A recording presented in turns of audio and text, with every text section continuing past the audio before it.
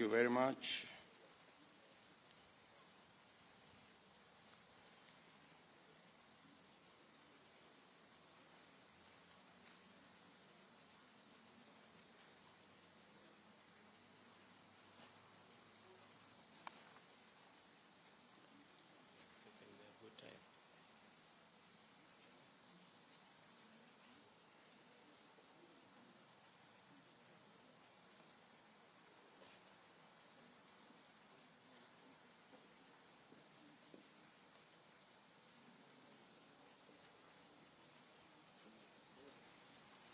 Good.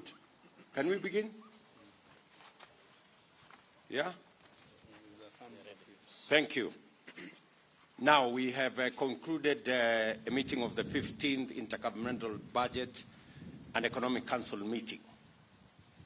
This morning we had an earlier meeting to agree on the division of revenue. The Treasury, together with the Commission on Revenue Allocation, did recommend that the shareable revenue due to the counties be at last financial year's level of 370 billion. After discussion and considering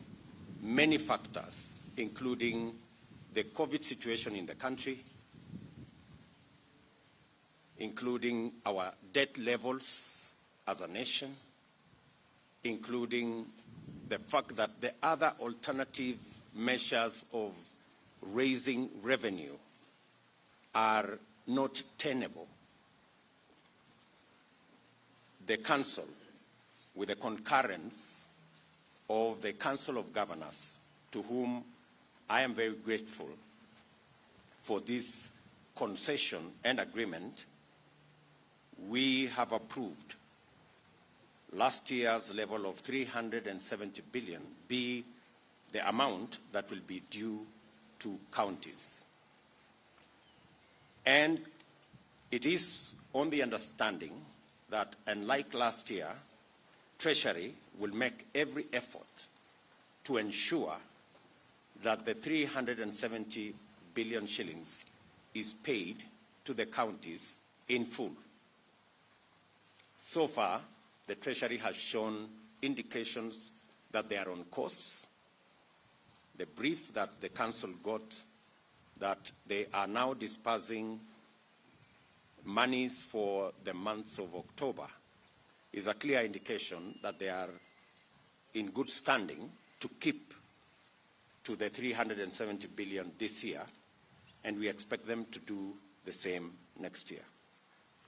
Again, let me appreciate all the stakeholders involved in appreciating the situation we are in as a country, the debt levels, the impending maybe drought situation, and agreeing that we all tighten our belts to ensure that we do not exceed commitments that cannot be funded by revenues and other measures that government is undertaking in making sure that both national and county governments function. We have also agreed on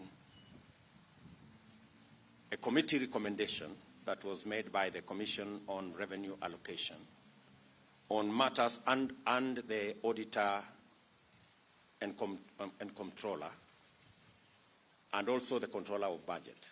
Auditor General and Controller of Budget, on matters to do with pending bills. And we have agreed that there will be a meeting chaired by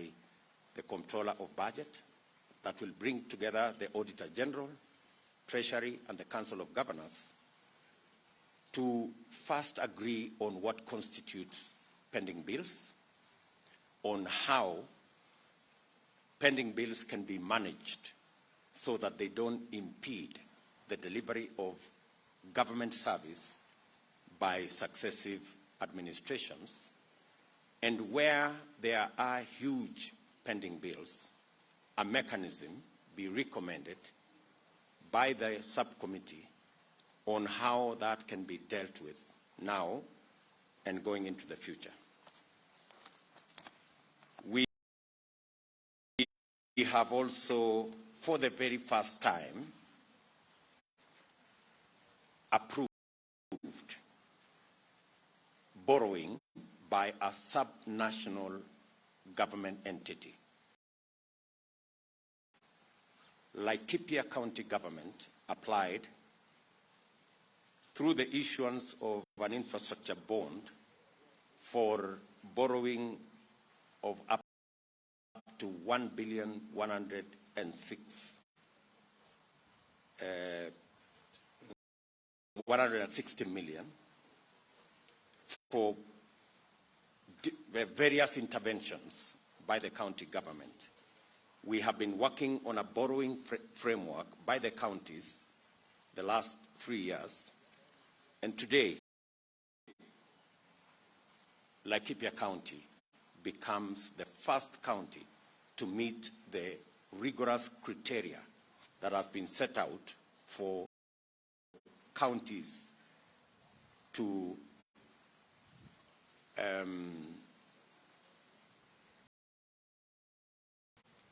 meet so that they can borrow using the county government and the county assembly as a guarantee. This borrowing will, of course, naturally be subsequently guaranteed by the national government. But again, as a trailblazer, we all have congratulated Laikipia County for being the trailblazer and making it possible now and into the future for subnational governments and county governments to be able to borrow. Again, our very big congratulations to the governor and to the county government of Laikipia. There are 2 bills that are pending in Parliament,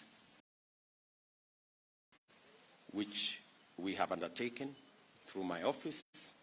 that I will consult with the Speaker and the leaders of majority in both houses, the own source of revenue bill and the conditional grant bill that are both in Parliament, so that this can be fast-tracked for purposes of making it possible for us to have a legal framework to facilitate the efficient use of conditional grants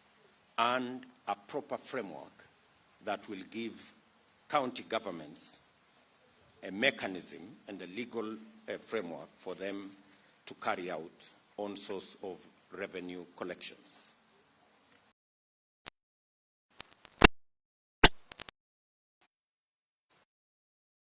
On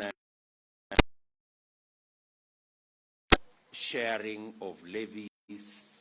and royalties from natural resources and the education and the National Treasury will agree on a framework with the relevant ministries on the amounts and on the levies out of natural resources. This agreement shall then facilitate Treasury to be able to release royalties, county wide framework, and possibly a legislative framework on how royalties and fees to communities will be communities and the education processes of who and what constitutes communities. We have agreed that the privatization of government-owned sugar mills that that had been in the works for the last almost 10 years, that has been bedeviled by legal challenges. And at the moment, that whole process has stalled. We have agreed that because we are believers in the rule of law, that there cannot be any process that proceeds up and until the various court cases are determined. We have also asked the judiciary, who are represented in this council, to assist in ensuring that the legal challenges that are facing this privatization exercise are fast-tracked by the judiciary in the interest of the counties, the farmers, and all the other stakeholders that are currently in limbo as this process of privatization is not concluded.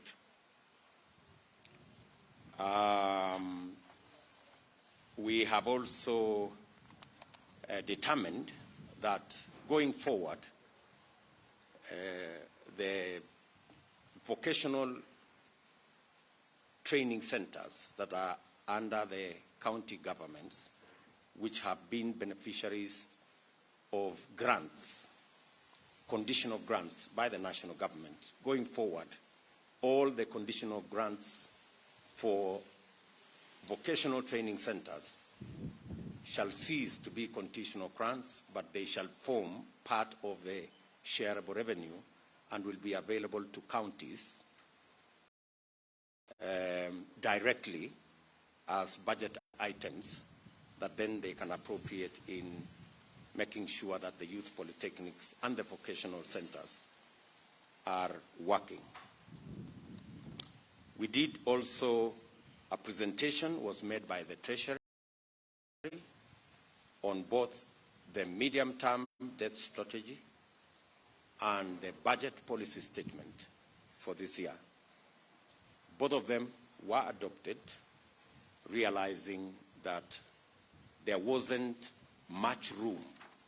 for adjustments in the light of the economic situation we are all in, not just as Kenya, but as the globe, with the advent of the COVID-19 pandemic and all the attendant issues that currently our country faces, including the debt levels and also the drought situation. This is just a preview of the items that we discussed in Ibec, and we thought it is necessary for us to bring it to the attention of the country, the agreements and the considerations that have been made. And I want to thank all the stakeholders for their participation